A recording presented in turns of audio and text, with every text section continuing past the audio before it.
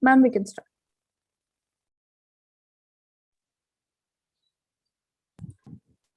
Good afternoon, everyone. I welcome you all. My name is Trupti Bhatt. On behalf of Chamber for Advancement of Small and Medium Businesses, I welcome you all today for the POSH and POSCO, that is Prevention of Sexual Harassment of Women at Workplace, Prevention, Prohibition and Redressal Act 2013, and the Protection of Children from Sexual Offences, POSCO Act session today. I welcome you all. Over to you, Ritika.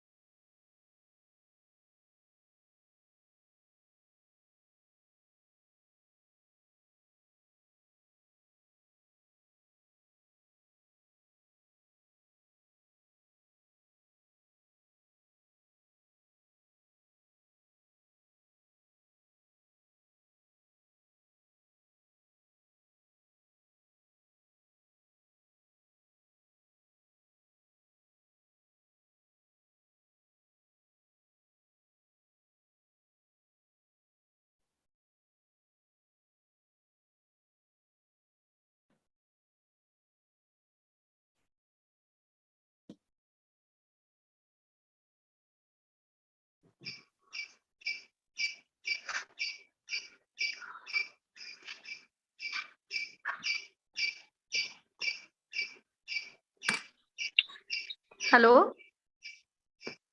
Yes, just give me 2 minutes, ma'am.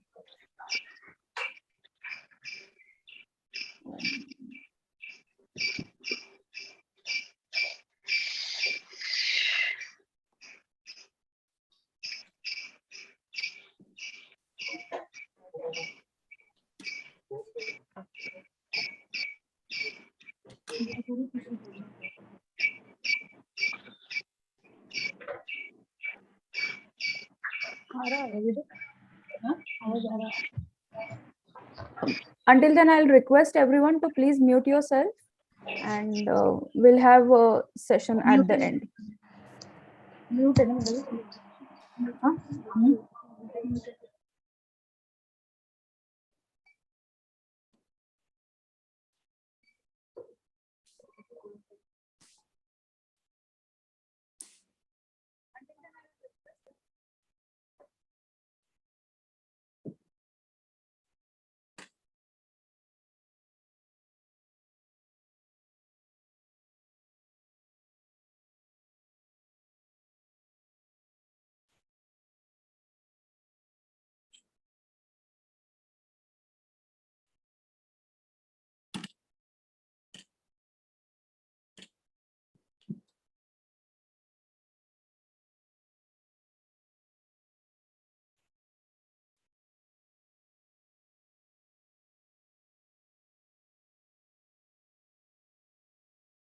Picture, is Ritika there?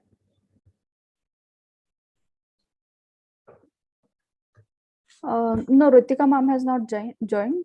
I would request Rupa ma'am to take over.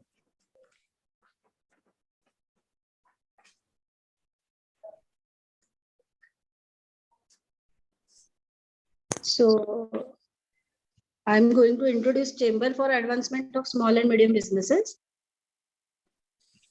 Diksha? Yeah. Yes, Rupa, if you can take it, or else I'll take it. And we apologize for this glitch. It's just a issue that she's not able to join in. That's the reason why, Rupa ma'am, I'll request you to please introduce the chamber. Sure. So next slide, please, Diksha. So this is the Chamber for Advancement of Small and Medium Businesses. And the mission and vision of this chamber is to work closely with all stakeholders for advancement of micro, small and medium businesses. And our vision is make MSMEs more resilient and make them stronger backbone of Indian economy. So this is an aggregator platform where we want to make all the experts to come on this platform and make the MSME more resilient and stronger. Next slide, please, Diksha. So our objectives of this chamber are working extensively for advancement of growth of micro, small and medium businesses, then represent MSME sector in various forums, empowering farmers to become entrepreneurs, then convergence of academic research, advanced technology, government schemes and policies to benefit SMEs. Then assist SMEs in developing their products, then to cater, giving them different trainings, then conducting different webinars so that they can get knowledge from it, and they can that can help them to grow their business further. So next slide, please. Diksha. Yes, ma'am. Just 2 minutes. There is a glitch actually. Just 2 minutes. Okay. So in this, actually in this association, we have different verticals. Like there are Purna Brahma magazine is there, which is a quarterly magazine. And yes, go ahead, please. Yes, then advisory board. On our advisory board, there are various eminent professors like Professor Smita Lele. He's emeritus professor, ICT Mumbai. Dr. Prabodh Halde is there. He's past president of FSTI. Then Dr. Prakash Kondekar, he's naturopath expert. Dr. KD Kamble sir is there. He's retired general CEO of KVIC. Then Professor Pramod Raghav, who is pro-president of Jyoti Vidyapet Women's University. So these are all experts in their different fields. And core committee is Mr. Nilesh Lele is our founding president, Mr. Umesh Kamble, he is secretary general, myself is editor of Chamber magazine Purna Brahma, then Arpita Joshi ma'am, she is convener of Women's Cell, Dr. Asha Dave ma'am, she is convener of Women's Cells in Gujarat, then Mr. Prashant Naigaonkar sir, he is convener in Finance Cell, Dr. Sunil Tembe is there, he is convener for buyer and seller meets. So many experts from their different fields are on board of this chamber. Next, please.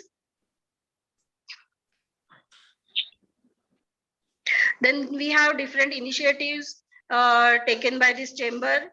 Like there is as I have already said, there is a Purna Brahma magazine. It is quarterly magazine, and in this magazine, actually, we have till now we have published almost 5 issues, and our 6th issue is upcoming. And we every time we take different themes, like in food processing sector, and our 5th issue has just get published, and the theme was millet processing, and our next upcoming issue is with the theme that nutritious traditional foods, and it will get published in October. Next, please, Diksha. So these are our initiatives. Along with Purna Brahma magazine, there are knowledge series, trainings, then startup buddy programs in which we give handhold to startups. Then Food Tech Pathshala is there, in which this is an online platform, and in which we have already uploaded various courses regarding food processing and technology. Then Chamber Investor Network is there, so it helps in fundraising activities for startups. Then technology transfer is there, forward linkages and backward linkages are also there, so that they can help for marketing of the products made by these SMEs. Then government and foreign agencies connects are also there. We conduct study tours and exhibitions also. Then Women Entrepreneur Cell, as today's program is conducted by Women Entrepreneur Cell. As I have said, Arpita Joshi is national convener of this Women Cell. Then different initiatives we have already taken, like knowledge series, in which we conduct webinars on various topics. Then startup buddy program, as I have already told. Food Tech Pathshala is there. Next, please. Then technology transfer, Purna Brahma magazine, forward linkages, backward linkages, so that can help for marketing of the products. So in that we can conduct buyer seller meets and exhibitions too. Next, please. As I've already told, all these are initiatives which are taken by CSMB since last 1 year, because the chamber get established in March 2021, and already we have completed our 1 year. Next, please. Ongoing works or upcoming events are like entrepreneurship development programs, EDP in collaboration with banks, colleges and universities. Then student internship trainings we are going to conduct. Then training programs for SHG associate with FSTF and MCDC and MSMB. Then e-learning portal called Food Tech Pathshala, which is already in full swing. Then achievements are 250 plus food startups are part of ecosystem, either through mentorship or startup buddy programs. Then 15 startups have pitched their ideas, startup to investors, and are in advanced stages of getting funded. So we have given them a such platform also, that is a fundraising platform. Then through buyer seller meet, we envision large business to happen. Technology transfer in fruits and vegetable processing, turmeric processing, dehydration, winery, and in works between technology provider and startups. So these are our different achievements we have achieved in last 1 year.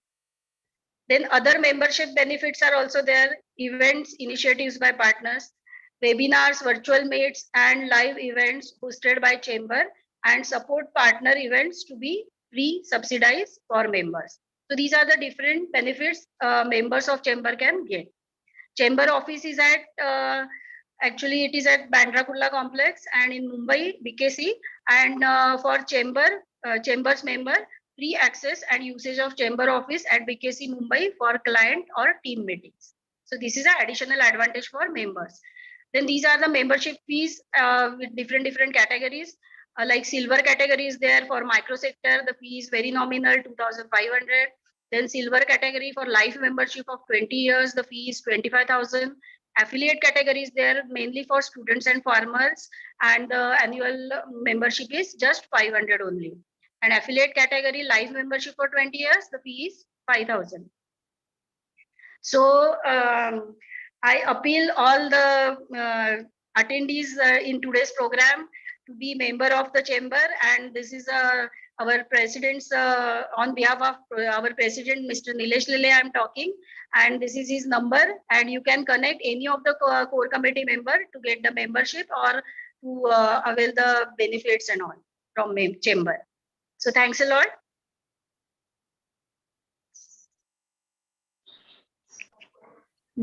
Thank you, ma'am. Hello, everybody. Thank you, Rupa ma'am, for giving the introduction to the Chamber. I would like to introduce our associate partner, Kate, Businesswomen's Wing, JSS, Ms. Prafula bin Surati is over here, and Ram, which is Asha Raman Dave's chairperson. So Dr. Asha is the chairperson. I would like to now request Ms. Prafula Ben to quickly introduce JSS activities, and if you can, ma'am, please introduce what JSS is doing all about. नमस्ते, नमस्कार. जन शिक्षण संस्थान कौशल विकास एवं उद्यमशील मंत्रालय भारत सरकार की ओर से चल रहा है, और जो बहनें पढ़ी लिखी नहीं है उन बहनों को हम व्यवसाय लक्षी तालीम देते हैं और उनको आत्मनिर्भर बनाने का कार्य जन शिक्षण संस्थान कर रहे हैं. उनके साथ जो समाज में अवेयरनेस कार्यक्रम है समाज उपयोगी, वही भी हम कर रहे हैं. आज का कार्यक्रम भी वही है. हमारे साथ कई बहनें जुड़ी हुई है, वो बहनों को भी ये उपयोगी रहेगा. धन्यवाद. नमस्ते. Dhanyavad, Prafula Ben. Thank you so much. I would now like to request Rupa ma'am to please introduce our today's speaker, a very dynamic and highly learned personality that we have for today's topic. Rupa ma'am, please, can you introduce the speaker? Sure. Thanks again for giving me this opportunity to introduce such a dynamic lady whom we have called for today's speaker as a today's speaker. So Miss Anar Mehta has floated her own NGO in August 2017, and after that she has achieved so many achievements Like Anar Mehta is also a member of prestigious Global Goodwill Ambassador Foundation USA, then also International Ambassador of MSME and Startups Forum Bharat, received prestigious Humanitarian Award 2021 from GMHA Global Mental Health Association UK, then SDG Ambassador at SDG Chopal, then Chief Woman Wing at IGC Indian Golf Circuit, have received doctorate degree in social work and Doctor of Social Work, honorary president, NRI Council India at Global Chamber of Commerce and Industry, United Nations awardee 2021 for contribution to women empowerment, Gujarat and NRI representative at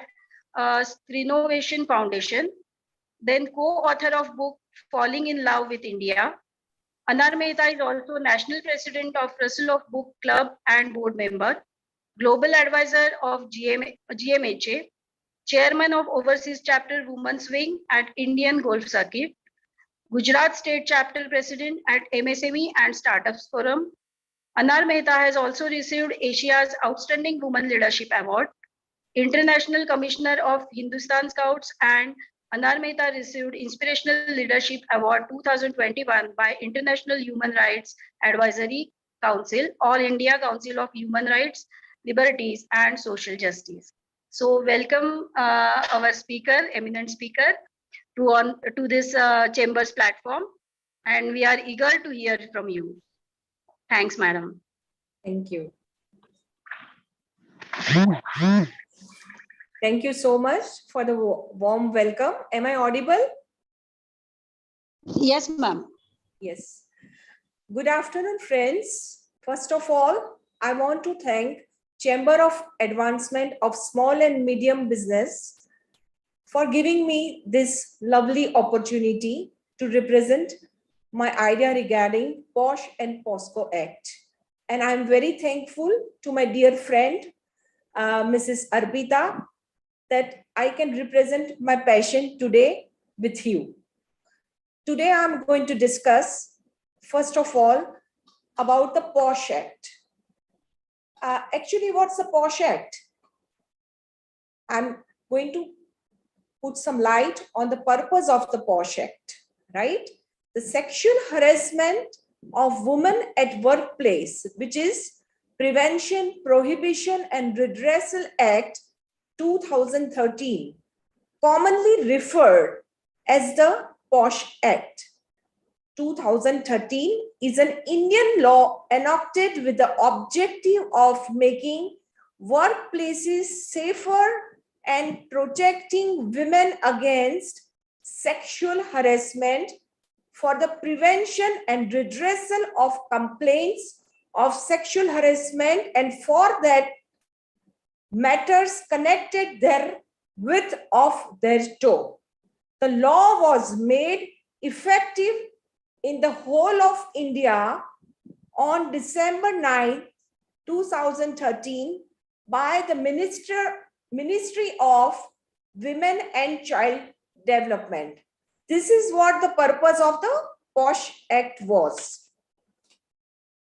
Let's figure out the foundation of the Act, means the POSH Act. The Constitution of India decided to start the POSH Act, seeing the lots of sexual harassment activities in the corporates and the government sectors. Human rights by international conventions and instruments convention on the elimination of all forms of discrimination against women, which is CEDAW, which has been ratified on 25th June 1998 by the Government of India. Article 11 of CEDAW clarifies that equality to employment can be seriously impaired when women are subjected to gender-specific violence such as sexual harassment at work. Next would be why the reason to act for this Sexual Harassment Act? which is POSCO Act. It was installed because of sexual harassment at a workplace is considered a violation of women's right to equality, life, and liberty. It creates an insecure and hostile work environment, which discourages women's participation in work, thereby adversely affecting their social and economic development and the goal of inclusive growth. I think women should have respect, dignity, and fairness everywhere, not only at the workplace, but in the society, community, in the corporates, on the nation, globally. Fairness, respect, and dignity. I still imbibe. Fairness, respect, and dignity should be there, with more and more women joining the workforce, both in organized and unorganized sectors, ensuring an enabling working environment for women through legislation is felt imperative by the government.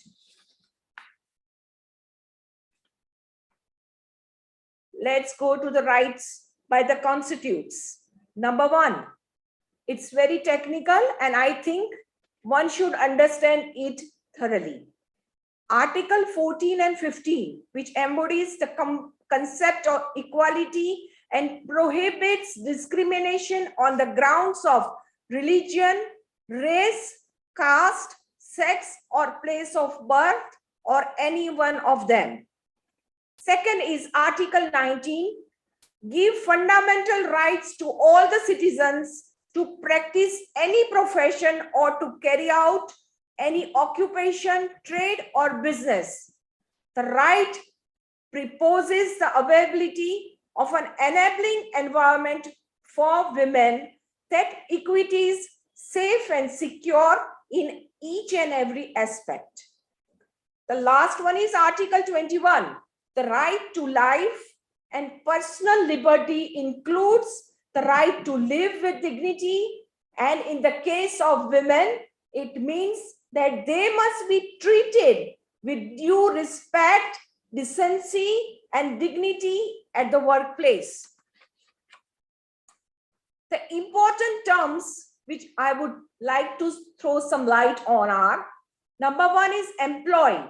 A person employed at the workplace for any work includes regular, temporary, ad hoc, daily wage employees, either directly or through an agent, and persons who are working on voluntarily basis, example, without remuneration.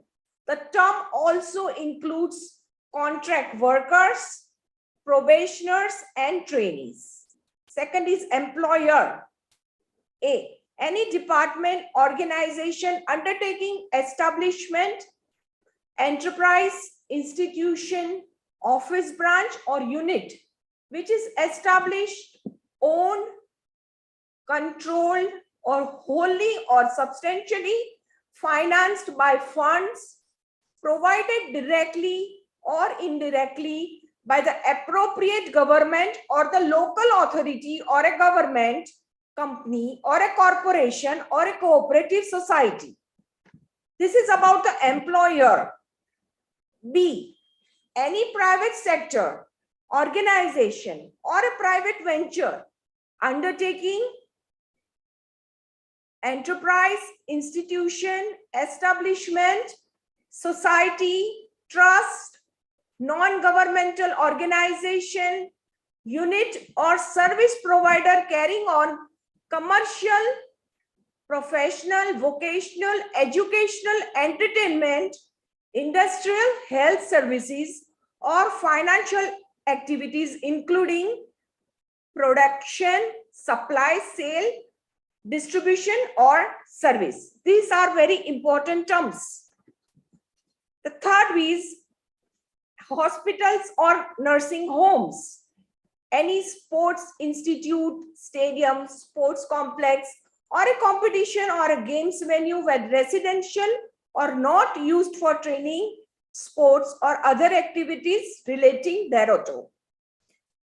Any place visited by the employee arising out of or during employment, including transportation provided by the employer for undertaking such journey. The sixth would be a dwelling place or a house. Now, let us throw some light on the sexual harassment. Actually, what is sexual harassment and why does it occur? And how people project sexual harassment otherwise also. Sexual harassment. Sexual harassment occurs when one person uses sexual behavior to control, influence, and affect the career of the woman. Persistent watching, following, stalking, and contact with the person is against the mitigation of the person. Following are the unwelcome acts and behavior that must be avoided in the workplace. Number one is showing pornography and demanding sexual intercourse, physical touch, and sexual advancement. Unwelcome physical, verbal, unwelcome physical, which is unwelcome verbal or non-verbal sex. The example of conduct amounting to sexual harassment. These acts are considered to be unwelcome when a woman expresses a discomfort upon the commission of these acts. Additionally, the following circumstances may mount to sexual harassment if they are connected with any of the acts or behavior. Explicit promise of preferential treatment in employment means, the boss saying to any woman employee that you will be promoted if you allow me the sexual intercourse, or any other, how it happens in the corporates and government sectors, kind of explicit promises, mailing them explicit messages, the implied threat of detrimental treatment in the employment and about the present or future employment status, blackmailing them that they will be kicked out of their job, such are the example of amounting to the sexual harassment. Interfering and humiliating women at work or creating an offensive or hostile work environment that affects women's health and safety. Even her health, like mental health, is affected. She can't concentrate on work. She's so disturbed. So such are the interfere and it's a humiliation of women employee. Let's throw some light on aggrieved woman in relation to a workplace of a woman of any age, whether employed or not, who alleges to have been subjected to any act of sexual harassment by the respondent in relation to a dwelling place or a house. A woman of any age who is employed in such a dwelling place or house. Members of the committee, chairperson, presiding officer shall be woman employed at a senior level in the workplace amongst the employees. Second, 2 members shall be amongst the employees preferably committed to the cause of women, experience in social work, have the legal knowledge. Third, 1 member among NGO association committed to the cause of women, persons familiar with the issues related to the sexual harassment. Now let us proceed to the procedure of the resolution of the act of sexual harassment. Formal complaint to the chairperson or the presiding officer of the internal complaints committee, which is very important. One should know the ICC committee constituted by the management is very, very important. ICC should be there in each and every corporate body. The aggrieved woman shall submit 6 copies of the complaint to the ICC, which is, again I am saying, Internal Complaints Committee, along with the supporting documents and the names and addresses of the witness in writing. This is the procedure of the resolution, right? The step 3, ICC shall send one of the copies to the accused within 10 working days. ICC, you know it now. Step 4, the accused shall file his reply to the ICC along with the supporting documents and the names and addresses of the witness within a period of 10 working days from the date of receipt of the documents. This, guys, this is very important and you should take note of this because some people are not aware of the laws of the government.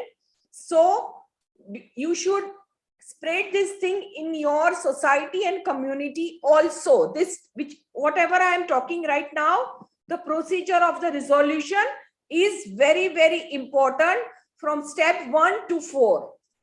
Then number 5, at the time of an inquiry, a minimum of 3 members of the ICC, including the chairperson, shall be present. Step 6, the ICC shall conduct such investigation in a timely manner and shall submit a written report containing the findings and recommendation to the employer within 10 days from the date of completion of inquiry. The employer shall act upon the recommendation within 60 days of the receipt. Step 8, the complaints committee report will also be made available to concerned parties.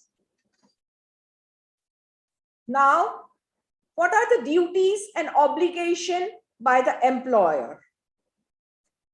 Promoting a gender-sensitive workplace and removing factors that contribute to creating a hostile working environment against women.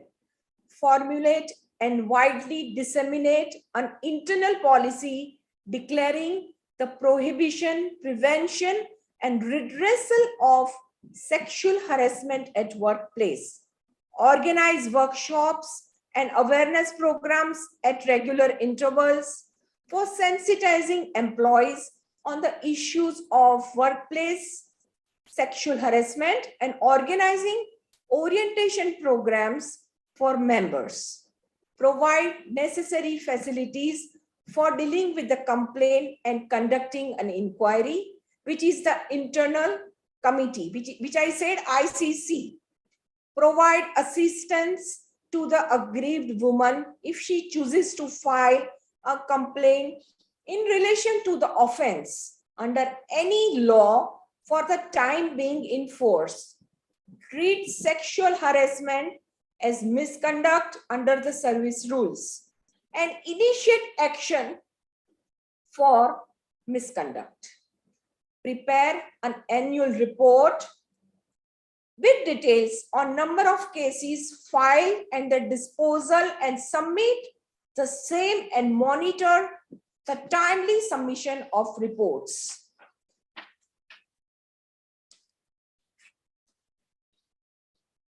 The key provision of the Act are, I would really insist, do please stop the violence,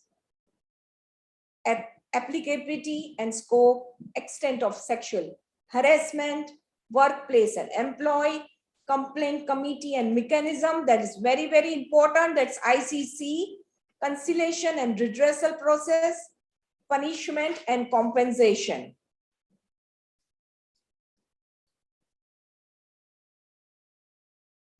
These are the directives of the POSCO Act: provision of a safe working environment in workplace, constitution of internal committee, which is ICC in each and every workplace, between more than 10 employees, constitution of local committee in every district, an in-depth inquiry into all the complaints, which is very, very important, of sexual harassment, punishment for false and malicious complaint and false evidence. This is also important, which Tripti ji told me during the starting of the seminar. The organization of awareness programs at regular intervals for sensitizing the employees with the act, which we are doing right now. These are the statistics. All the dear friends, just look at the statistics. How are employees educated in India's POSCO Act?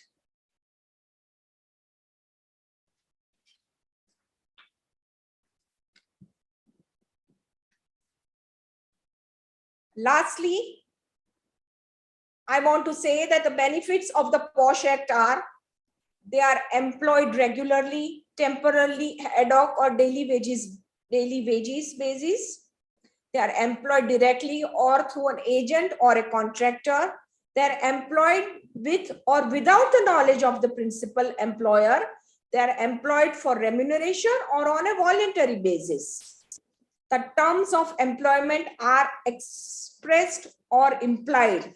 The reference is very important, from where the employer is coming. So, lastly, I want to quote you this post-COVID quote. It is very important to remind employees about the applicability of POSCO even while they are at home. New normal, new rules. Thank you so much. Thank you so much, Anarji. I mean, you have. We will have a question answer session after I discuss the POSCO Act. So let's now discuss the POSCO Act. I will go through the POSCO Act, right? Yes. We have finished the POSCO Act. So let me go through what is POSCO Act 2012 is a protection of children from sexual offenses or provides their punishments. The POSCO Act was enacted in 2012.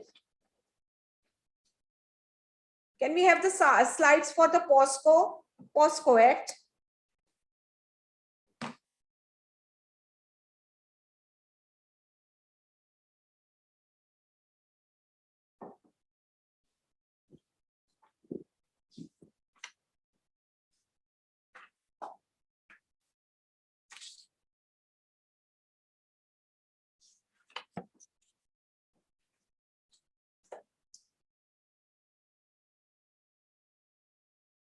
I'm starting. I don't want to waste time.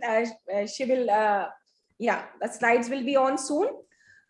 India is home to the largest percentage of children in the world, out of which about 42% are children below 18. One of the biggest evils the country is battling is child sexual abuse. It's so pathetic.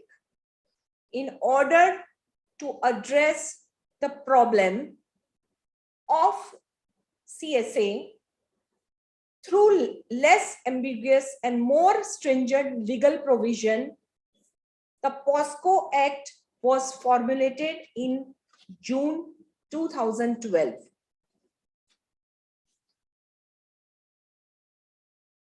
The Protection of Children from Sexual Offences Act 2012 came into force on 14 November.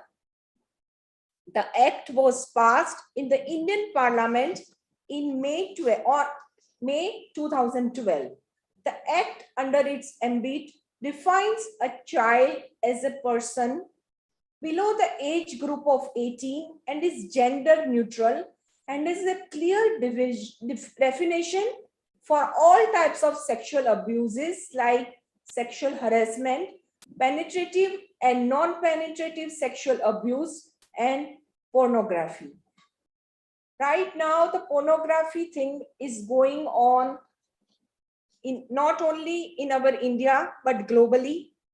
Government, it's amazing that our government has taken a wonderful steps to curb this child act of pornography, which is prevalent very, very aggressively since last 3 years. It is applicable to the whole of India except Jammu and Kashmir, which I am talking about, the POSCO Act 2012. It also intends to protect the child through all the stages of the judicial process and gives paramount importance to the principle of the best interest of the child. The minimum age for victim was 2 years and the maximum age for the victim was 17 years. So it is between 2 to 17 years. Feature of the POSCO Act 2012. The POSCO Act features that the government has really helped us is very child friendly. Child is given police protection during this investigative procedure. Child can avail of emergency medical treatment. Provisions for avoiding re-victimization of the child is also ensured. Special court to decide compensation for the child. Can testify through the video link also. So, usually in rural area is also happening. So they can testify through video link also. A CSA case should be disposed of within 1 year of reporting. So 1 year maximum, it should be disposed of. It should be finished off. Whatever is there should be finished, right? Which is very, very nice, which is a fast track thing. Offenses covered under the Act 2012. Penetrative sexual assault involves forceful penetration of the penis into the vagina, mouth, urethra, or anus of the child. Second is sexual harassment, using children for pornographic purposes, trafficking, or children for sexual purposes. These are the offenses covered under the POSCO Act. Procedure for filing the case of offense. Now again, I'm going a bit technical. It's very important. So you, all my friends, you can spread this message in your society, in your community, and thus the nation. So people are more educated and they know what exactly is POSCO and POSCO and how to take advantage of this acts very positively. So let's now go through the procedure for filing the case of offense. When an offense happens, inform Special Juvenile Police Unit or the local police. The information will be recorded in simple language in the book kept in the unit. If the child needs care or protection, the police will make arrangement within 24 hours. Inform the Child Welfare Committee or Special Court within 24 hours. The step 2 would be recording the statement of the child, which is very, very important. The statement of the child is to be recorded at the normal residence of the child or its choice by a police officer, preferably a woman. The officer must not wear a uniform while recording, as the child should be comfortable. The child shouldn't come in contact with the accused because as it is mentally disturbed. The identity of the child shall not be revealed. Step 3 would be the recording the statement by the magistrate. The magistrate shall record the statement as the child states in its language. Whatever child speaks should be recorded in the presence of someone that child trusts. Do not allow the advocate to be present while recording. The magistrate shall provide the police report to the child or its parents. Step 4 would be the medical examination of the child, which is also very important. Conduct a medical examination of the child. The examination shall be by a woman doctor if the victim is a girl. The examination shall be before the parents or a guardian. Women officials of the medical institution must be present. Let's discuss about the special court for POSCO cases. A court of a session shall be made a special court for POSCO. The second additional district court is made the special court. The court shall presume that the person being prosecuted has committed the crime unless the contrary is proved. Similarly, the court shall presume the mental culpability of the accused until the contrary is proved. The accused has to prove them beyond reasonable doubt, but not on the basis of preponderance of probability. What is the role of Child Welfare Commission in POSCO Act?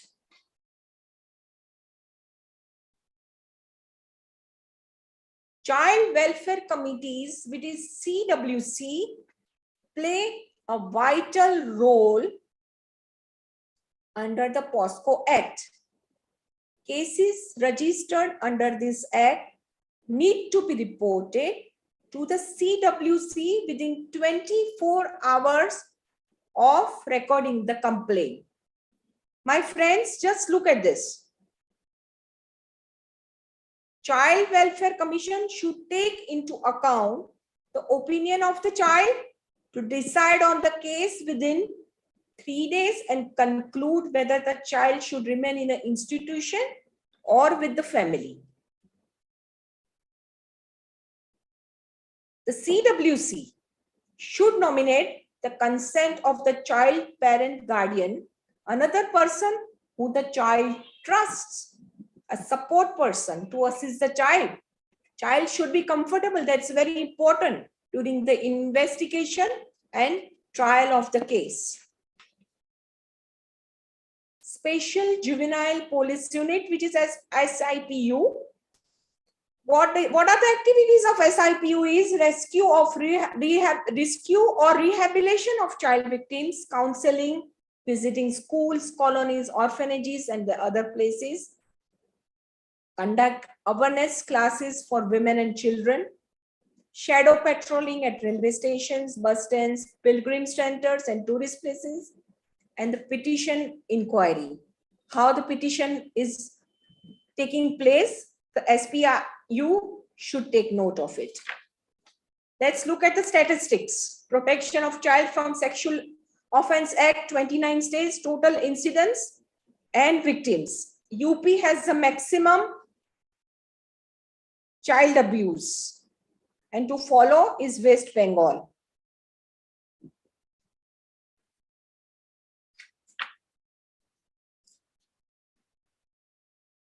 Now, the POSCO Act 2012 looks into a support system for child through a friendly atmosphere in the criminal justice system with the existing machinery, example, the CWC and the Commission.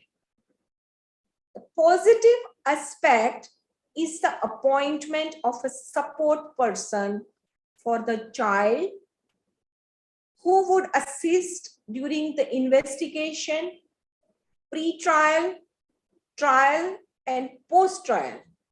The major challenge also would be convergence between different entities under different legislation. The Act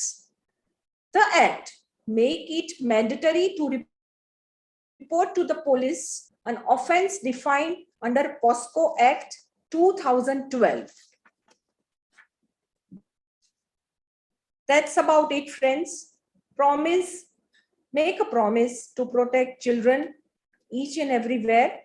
We are the children right now are the youth of tomorrow, right? And that they are going to be a very strong, educated citizens. So it's as a citizen also, it's our right to promise to protect the children. Thank you so much. It was wonderful and it was lovely explaining to you about the POSH and the POSCO Act. Thank you so much. Thank you so much, Anaji, for explaining both Women and Children Protection Act. And it was really very insightful to know that such acts, which are well developed, does exist. And this is something that we weren't aware about, that it does have its place, because the awareness level is low, as you rightly mentioned. So thank you so much for enlightening. I would now request Ms. Manvi Sharma to please come. Manvi Sharma has been a member of the committee at Nagpur, and I request her to share some case studies that she has been a part of, and enlighten us more as to how it really happens in the real world. So I request Ms. Manvi Sharma to please discuss the case studies, please.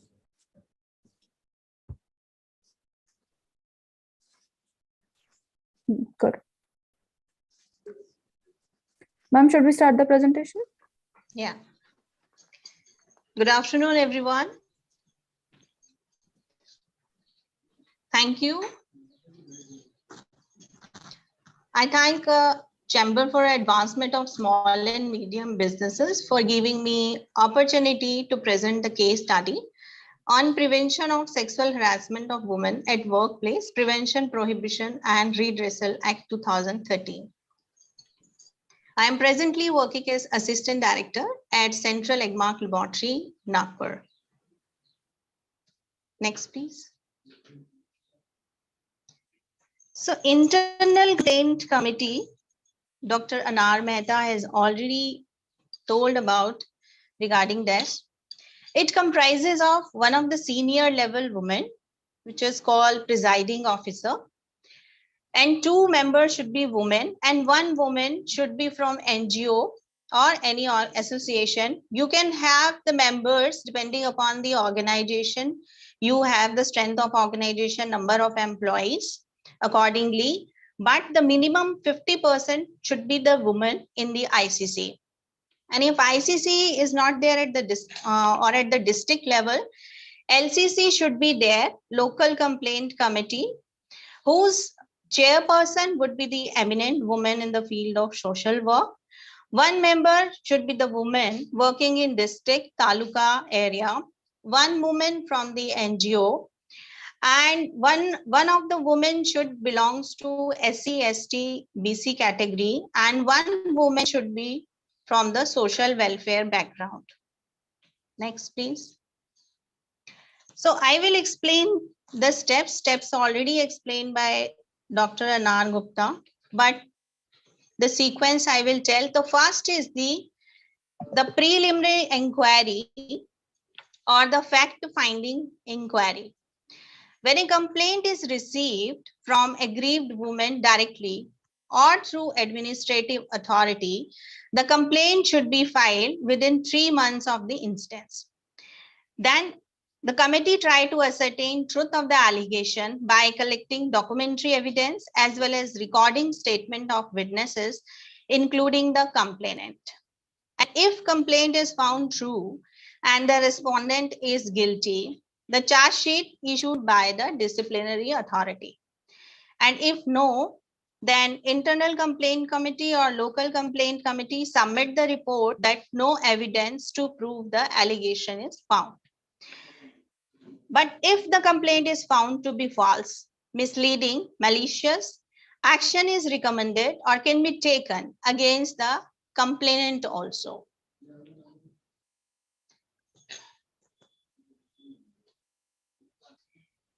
So if the charge sheet is issued by the disciplinary authority, then ICC, Internal Complaint Committee or Local Complaint Committee act as inquiring authority, and inquiry is conducted as per Rule 14 of CCA Rule 1965.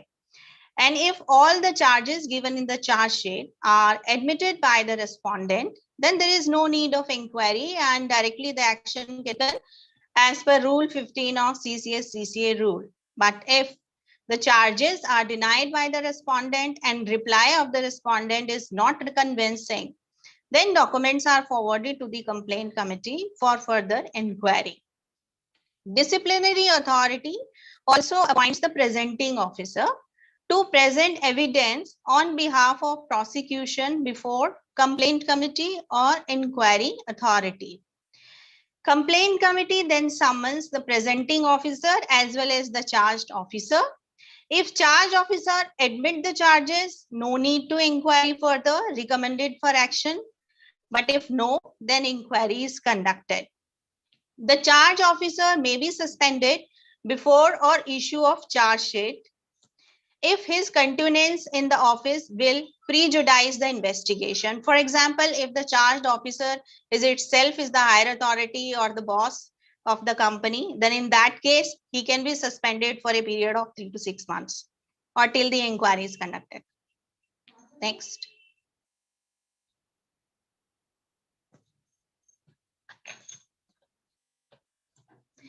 Then charged officer is also entitled to engage a defense assistant under Rule 14(8), and defense assistant submitted statement of defense of the charged officer. Then the next step is examination of witness and documents. Documents are examined by the committee and the copy is also given to the charged officer. Then witness statements are recorded by the committee, and if charged officer wishes, he can ask for cross-examination of witness. Inquiry authority may disallow any question which are offensive, indecent, or annoying to the witness or complainant. Then presenting officers submit the brief. Inquiry authority submit the report in which evidence in support of charges and against them are examined, and conclusion is given by the inquiry authority. So now we will discuss two of the case study. In first case study, if X is a female employee and Y is the reporting officer, X gives complaint against Y for sexual harassment as he was putting sarcastic remarks and unwelcome verbal conduct of sexual nature and interference with her work. The complaint was received by the committee. The complaint was examined. X was called for personal hearing and statement was recorded and signed. Y was also called for personal hearing. Notice was served. Y didn't come for the personal hearing, nor he gave any reason for not attending, nor he submitted the reply even. The reminder office for hearing was also given, but he didn't attend. Then X party decision in favor of X and against the Y was given by the ICC. Then ICC submit the report for action against Y, reporting officer. The reporting officer of X was changed. She was shifted to another department. Next. So in the next case study, if X is a female employee and Y is a reporting officer, X gives complaint against Y for sexual harassment as he was putting X filed complaint against Y under section 3.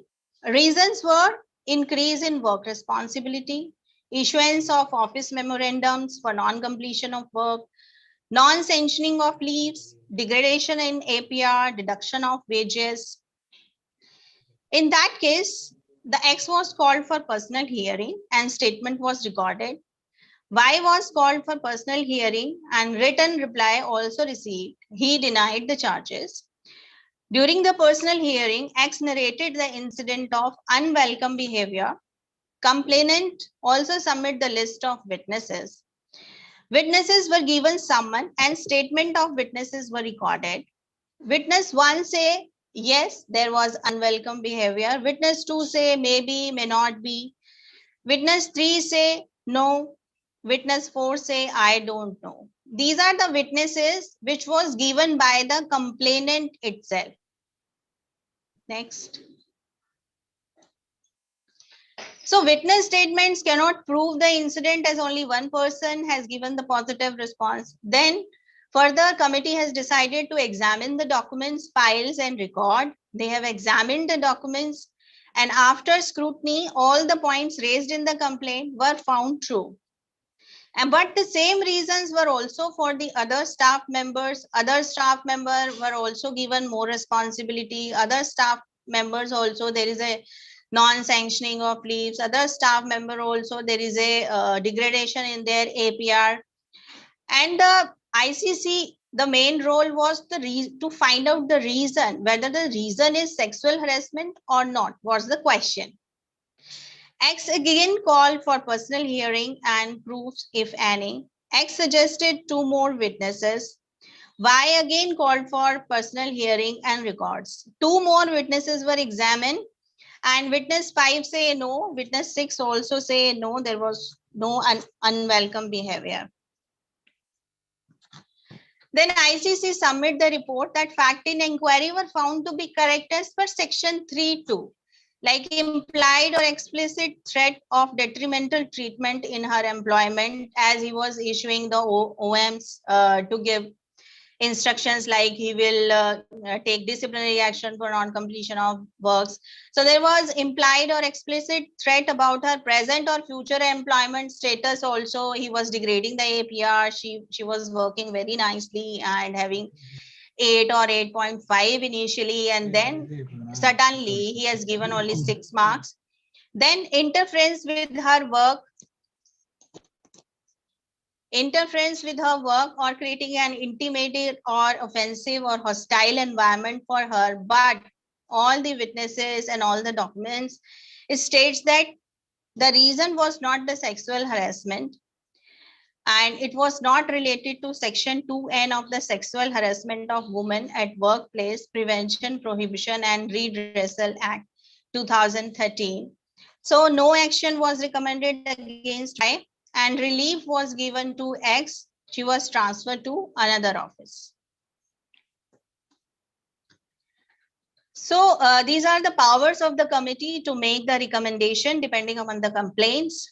The committee can grant relief to the aggrieved woman, deduct from salary or wages of charged officer such sum it may consider appropriate to be paid to aggrieved woman or to her legal heirs if found guilty.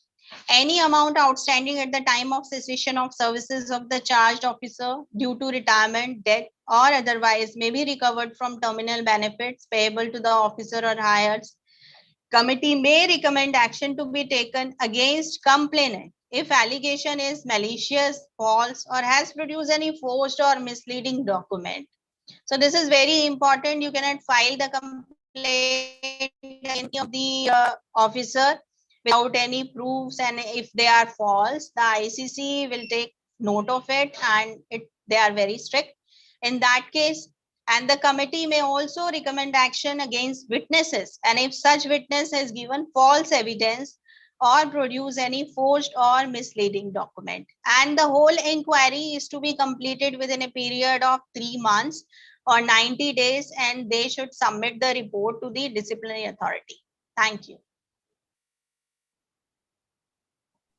Thank you so much, ma'am, for discussing the case as well as enlightening us as to what can be the outcomes and how they are being handled. I would now like to open the session for a very quick Q&A. And I think this question goes for you, Dr. Anar, that in your POSCO Act, it was mentioned that it's not applicable for J&K. So any specific reason do you think it was not applicable at that time? Ma'am, you're mute. Yeah.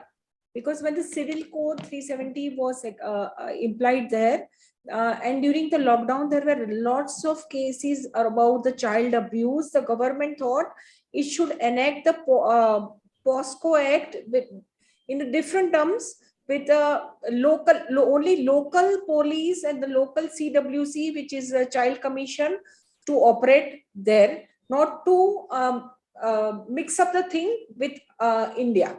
Yeah, though Kashmir is in India, but still they want it separately. Yes, correct. Yeah. So it's not like that they are not taking care of those things, but special care has been imbibed by the government. Yes. Okay. After the Kathua case and lots of child abuse cases during the COVID time, they took this step. Okay. Yeah.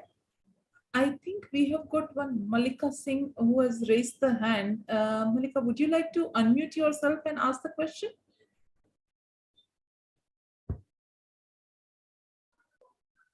Yeah, hello. Can you hear me? I'm Malika Singh. Yes. Yes, ma'am, we can. I have a couple of questions. I enjoyed the presentation. Thank you, Dr. Anar. And even the case studies were very enlightening. I sort of really am glad I could catch up. My questions are, one, is that why do you call this act POSH? Because are you limiting it to prevention and prohibition? Because the minute you call it POSH, the redressal part gets ignored. Do you agree with that? The second thing I wanted to see, more than a question, it's not really a question. ICC relevant term now internal committee. This is according to the rules passed after the act was passed. So I noticed that both of you mentioned ICC, but it's no longer called ICC. It's called IC. Okay.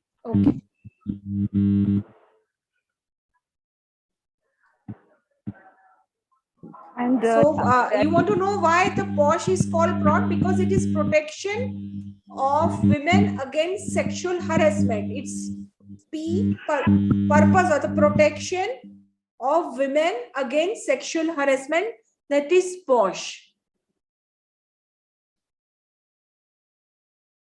Yes, ma'am, I realize that. The question I asked you is that when you call it POSH and you're looking at the prevention angle, the act is actually sexual harassment of women at workplace, prevention, prohibition, and redressal. So the minute you're calling it POSH, what happens to the redressal part? It's my feeling, of course, you'll have a different take on it. The minute you call it POSH, you're missing out on the redressal part of the act. I can't hear you. Can you be more specific? Yes, I will be. Is this better? Yes. Hello? Yes.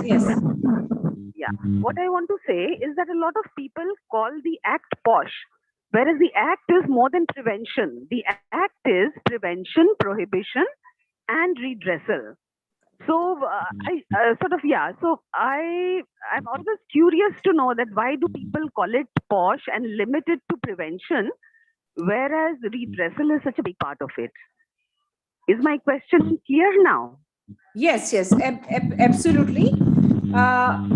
You want to know that why the redressal is not there, right? When you call it POSH, of course the redressal is there in the act.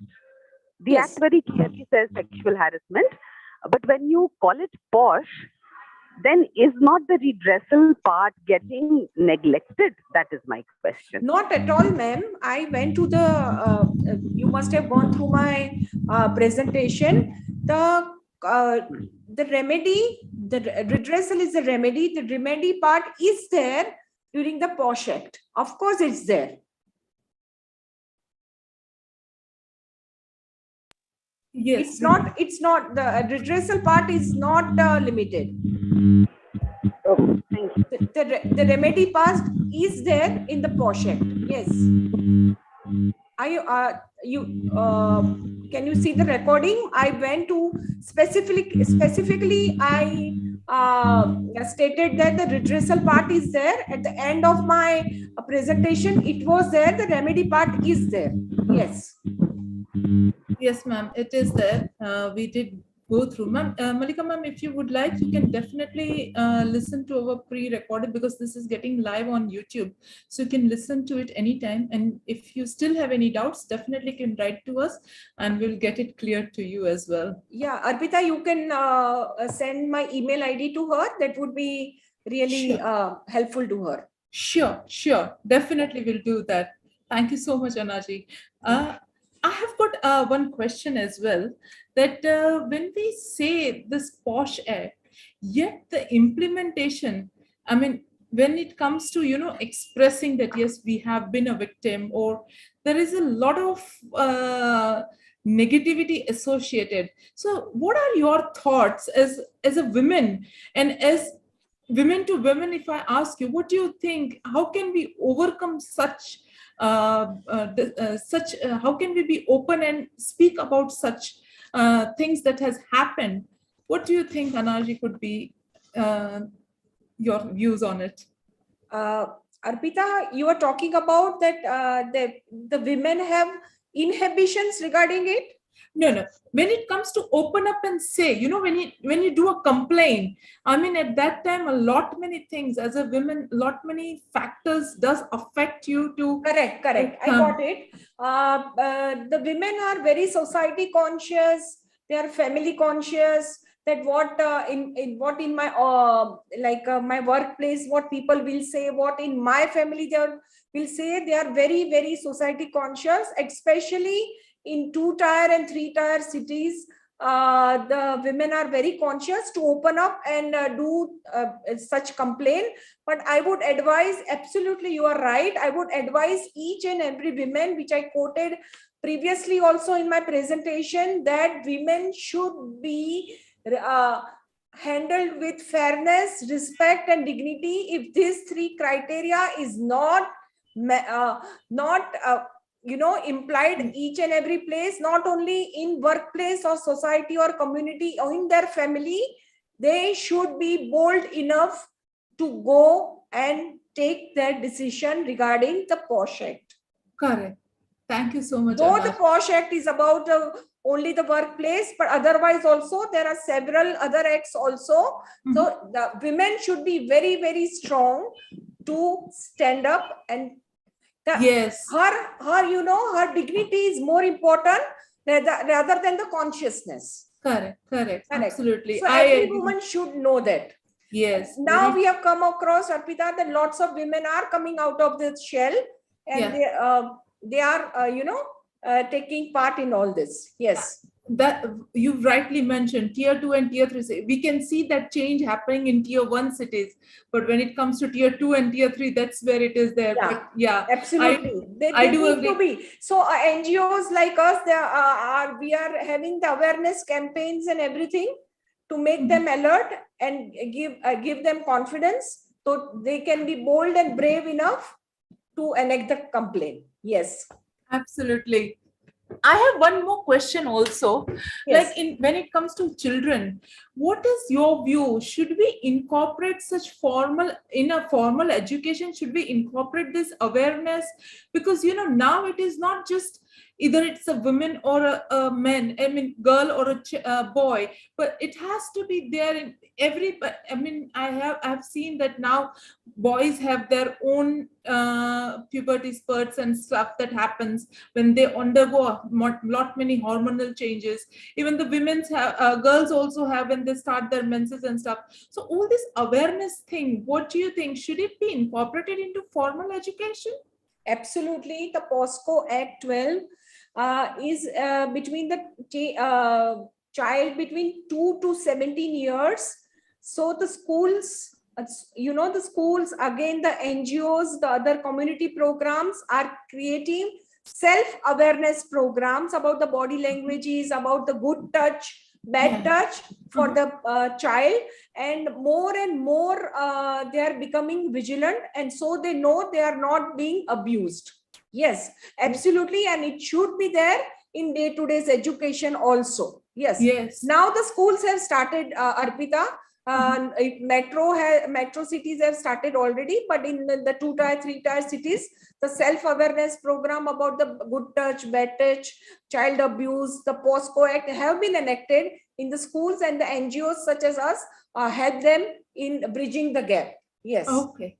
Yeah, that's very true. I can see. I was just passing by yesterday and I saw a police van which said she team, you know. Yes, she team, yes. That was something that told us that now it is not that there is nobody to look after you. You can open up and say, yes, frankly, to a woman who is there to do a law enforcement also. So correct.